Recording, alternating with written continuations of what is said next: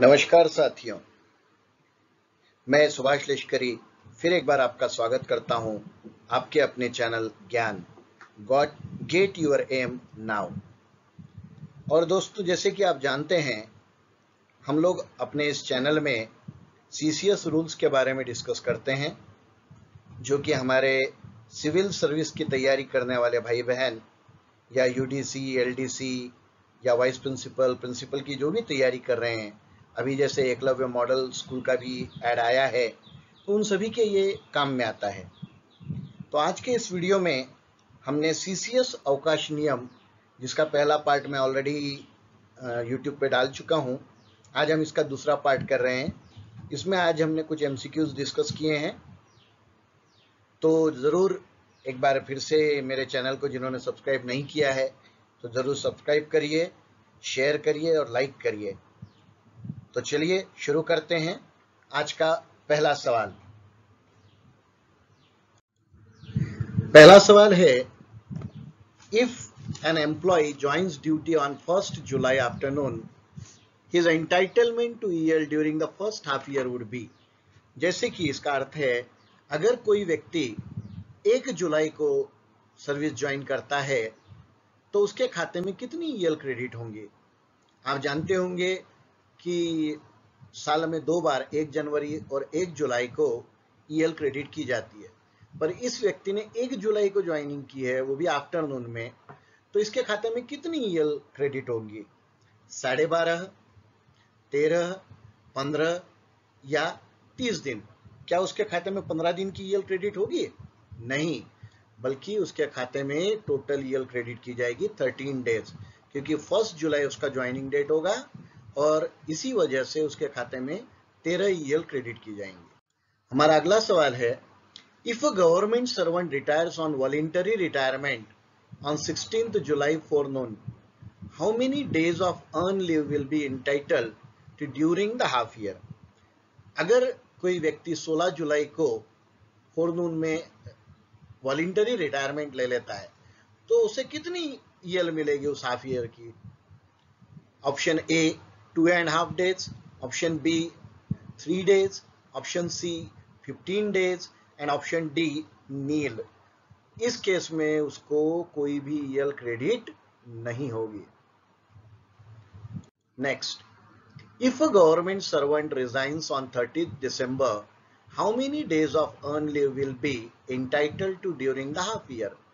अगर कोई व्यक्ति 30 दिसंबर को रिटायर हो रहा है, या उसने रिटायरमेंट ले लिया, रिजाइन कर दिया है, रिटायरमेंट नहीं, उसने रिजाइन कर दिया 30 दिसंबर को, तो उस हाफ ईयर में उसके खाते में कितनी ईएल क्रेडिट होगी? And options are 12.5 days, 13 days, 15 days and 30 days। ऊपर की केस की तरह इसमें भी उसके खाते में 13 दिन की ईएल क्रेडिट होगी। हमारा अगला सवाल है, if a government servant serving in a vacation department did not avail any vacation, how many days of EL is admissible to him during the year in respect of 12 months of actual duty? ये बड़ा important सा सवाल है। अगर कोई government servant जो कि vacation department से है, जैसे टीचर्स वगैरह हैं, अगर वो पूरे साल भर ड्यूटी करता है तो उसको कितनी ईएल मिलेगी? तो 7 पे के हिसाब से अब ये लिमिटेड हो गई है 30 डेज। मैक्सिमम से मैक्सिमम उसके खाते में सिर्फ 30 दिन की ईएल क्रेडिट की जा सकती है। नेक्स्ट क्वेश्चन है, in how many installments advance credit of half pay leave is made to one leave account of government servant during a year? मतलब कितनी इंस्टॉलमेंट में उसकी एचपीएल को क्रेडिट किया जा सकता है, उसके खाते में लिया जा सकता है? तो इसका सही जवाब है 2 इंस्टॉलमेंट। कितने इंस्टॉलमेंट में? 2 इंस्टॉलमेंट में उसके खाते में। हमारा अगला सवाल है, no government servant while on leave other than fill up shall ordinarily be permitted to take up any other service or employment according to rule 13 of CCS leave rules। मतलब निम्नलिखित में से कौन सी छुट्टी के वक्त गवर्नमेंट सर्वेंट दूसरे department में जॉब ले सकता है? ऑप्शन है A earn leave, B study leave, C leave on medical certificate and D leave preparatory to retirement. तो इसका सही जवाब है option number D, leave preparatory to retirement, मतलब उस दौरान वो दूसरे डिपार्टमेंट में सर्विस ले सकता है। नेक्स्ट क्वेश्चन है, what will be the leave salary of an employ who avails HPL. जो एम्प्लॉय एचपीएल अवेल करता है उसकी लीव सैलरी क्या रहेगी? Option A, pay last drawn, option B 50% amount of admissible on EL, option C 75% of amount, option D 25% of amount admissible on EL. तो इसका सही जवाब है option number B, 50% of amount admissible on EL. हमारा अगला सवाल है, what is the maximum limit for availing commuted leave during the entire service of a government servant if such leave is utilised for an approved course of study. अगर किसी ने study leave ले रखी है, हमने पिछले वीडियो में discuss किया था, अगर किसी ने स्टडी लीव ले रखी है तो उसको ज्यादा से ज्यादा 24 महीने की स्टडी लीव मिलती है। पर अगर वो उसको कम्यूट करना चाहता है दूसरी लीव से, तो मैक्सिमम कितनी लीव वो उसमें ऐड कर सकता है एक साथ में? तो इसका सही जवाब है ऑप्शन नंबर सी, 120 डेज। 4 महीने की लीव एक्स्ट्रा वो कम्यूट कर सकता है, मतलब 24 और 4 28 महीने की उसकी स्टडी लीव हो सकती है। हमारा अगला सवाल है, what leave salary will be payable if a government servant is granted commuted leave with medical certificate।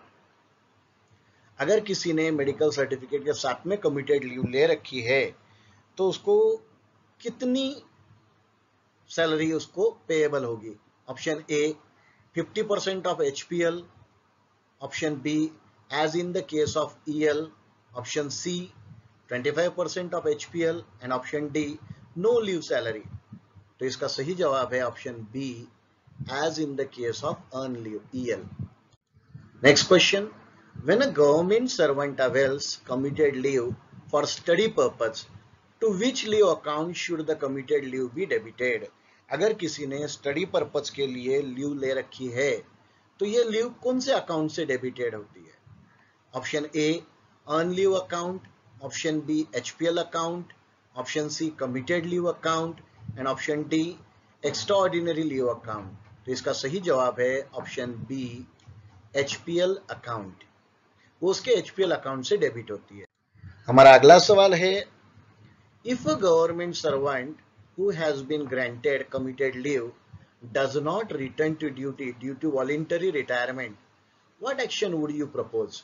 अगर कोई सर्वेंट है जिसने कम्यूटेड लीव ले रखी है और वो ड्यूटी पे नहीं आया, वॉलंटरी रिटायरमेंट उसने ले ली, तो उस पर क्या एक्शन होगा?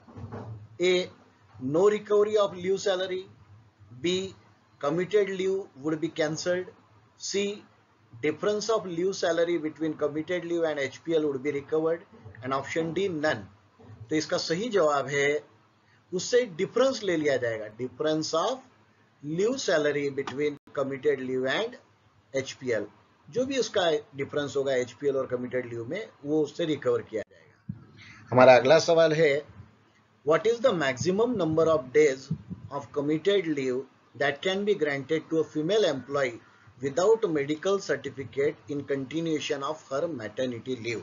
मतलब अगर किसी महिला कर्मचारी ने मैटरनिटी लीव ले रखी है पर साथ ही साथ उसको कुछ लीव और चाहिए जो वो कम्यूटेड करना चाहती है, तो कितनी लीव ज्यादा से ज्यादा वो ले सकती है?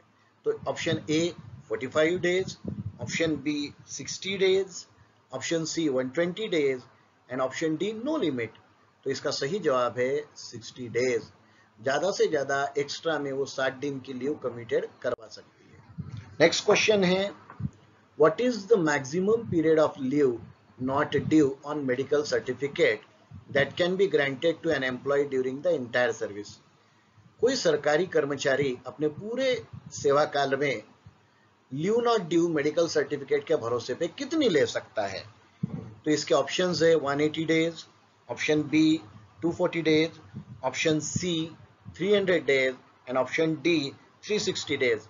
तो इसका सही जवाब है ऑप्शन डी 360 डेज। हमारा अगला सवाल है, what leave salary is payable to a government servant who is sanction leave not due. मतलब किसी को लीव नॉट ड्यू सैंक्शन हुई है तो उसको किस प्रकार की सैलरी उसको मिलेगी, मतलब कितनी सैलरी मिलेगी। Option A, no leave salary is payable. Option B, as in the case of HPL. Option C, as in the case of earn leave EL.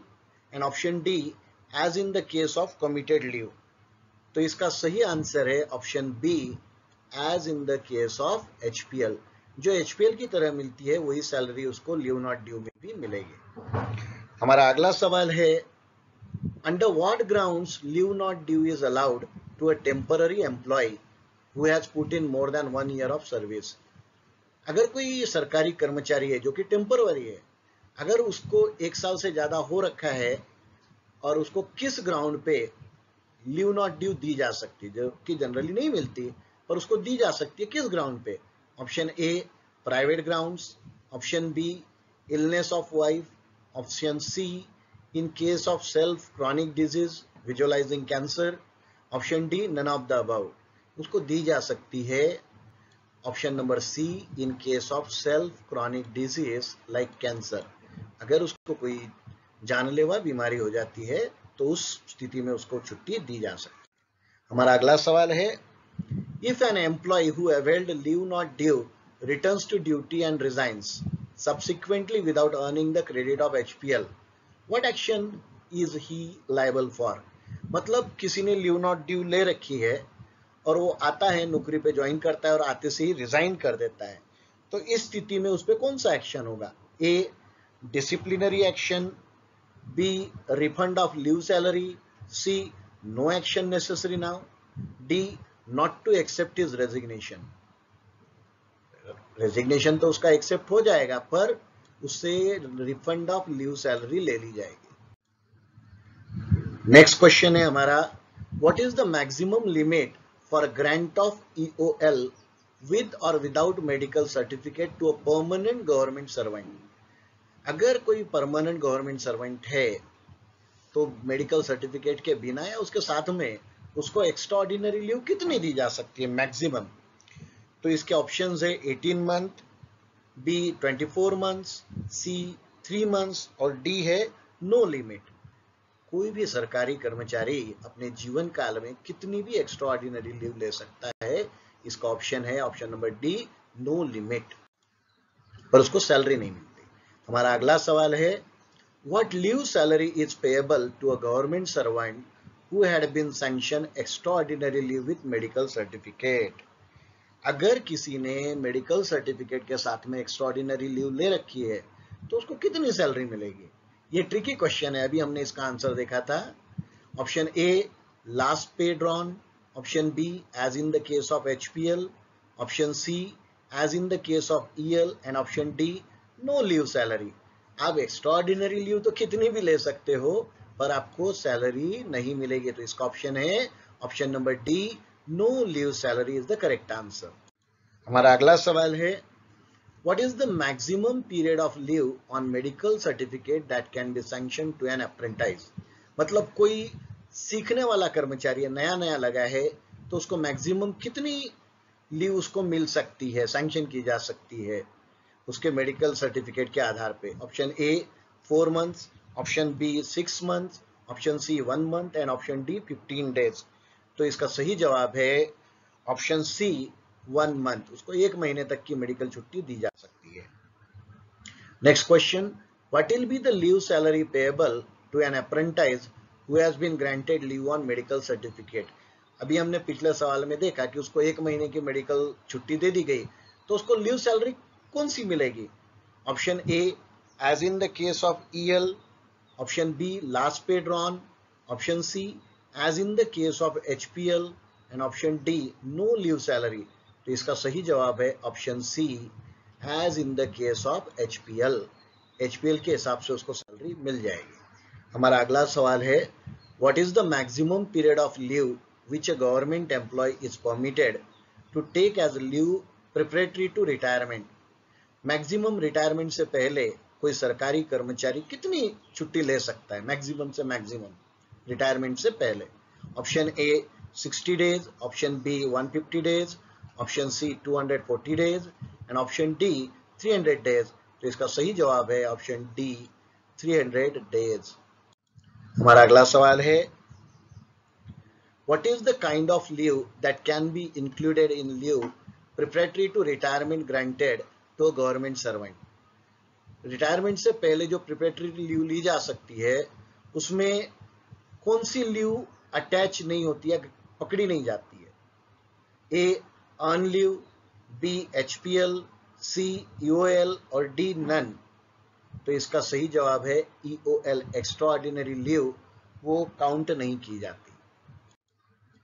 Next question, what are the pay and allowances admissible for payment of cash equivalent of earn leave to a government servant who retires voluntarily? अगर कोई सरकारी कर्मचारी volunteer retirement ले लेता है तो उसको पे और अलाउंसेस कौन से एडमिसिबल होंगे? A pay and allowance last drawn, B basic pay only, C basic pay plus HRA and option D basic pay plus DA.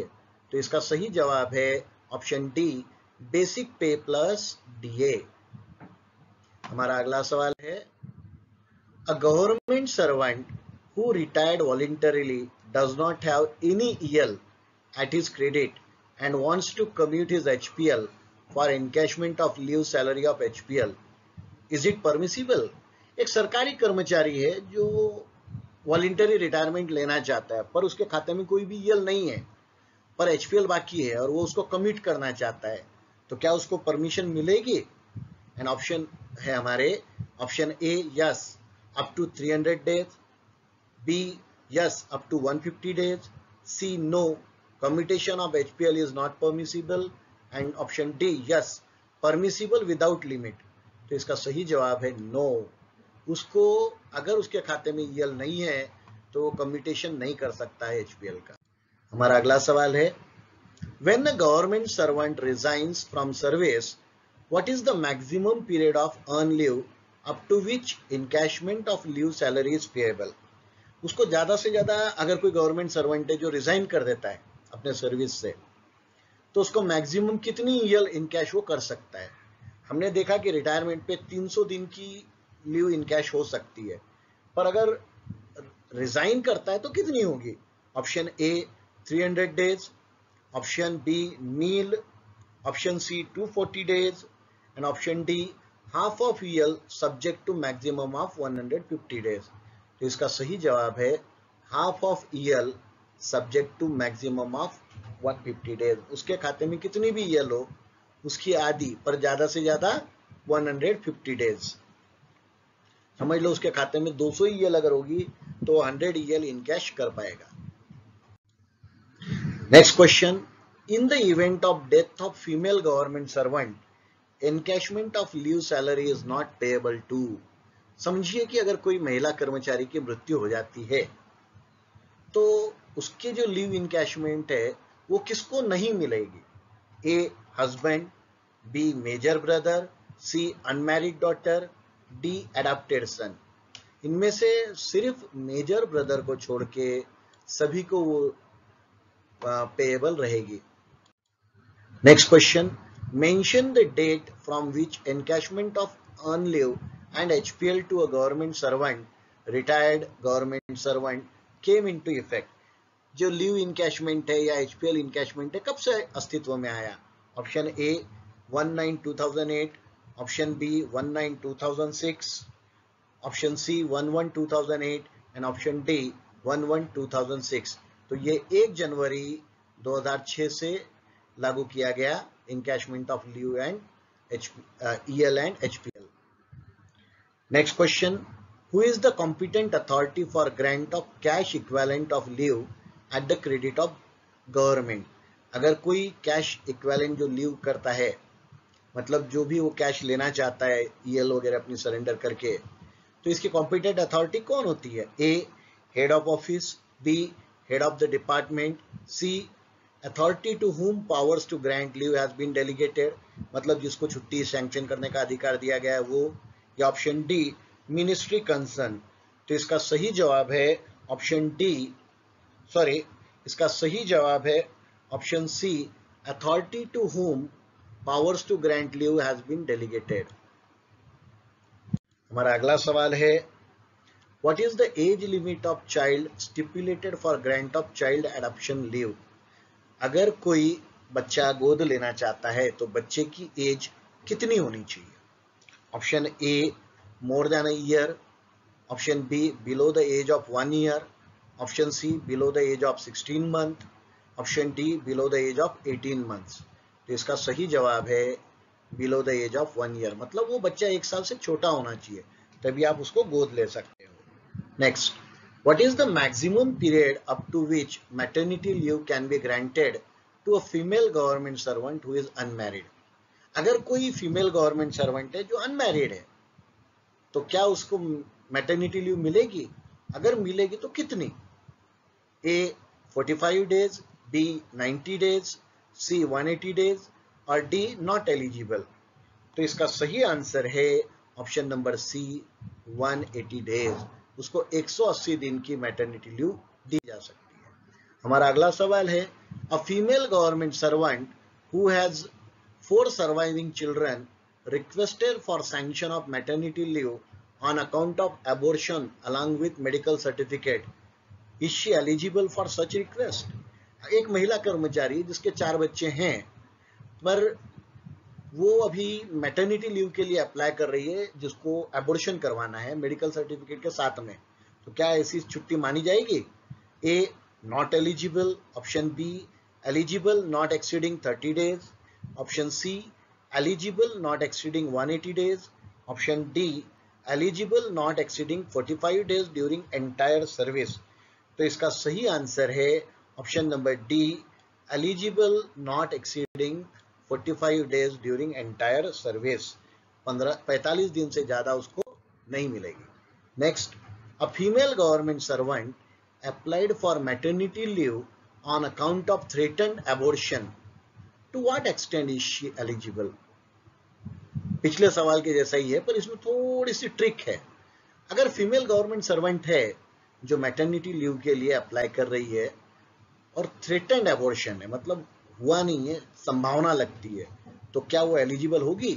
Option A eligible for 45 days without medical certificate, option B not eligible, option C eligible for 180 days with medical certificate and option D at the discretion of leave sanctioning authority, मतलब leave sanctioning authority चाहे तो दे सकता है।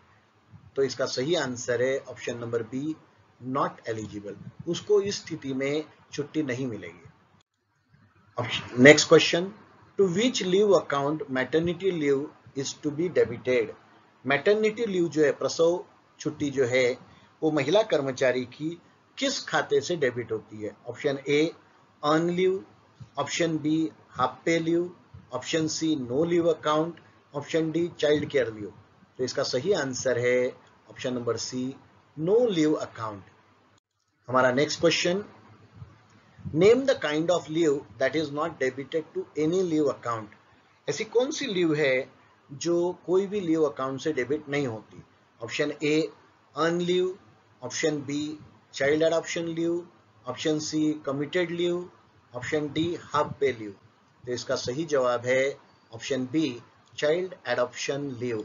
Child adoption leave किसी भी खाते से debit नहीं होती। और आज का हमारा आखिरी सवाल है, what is the maximum period of interruption that can B waived for authorising the payment of study allowance?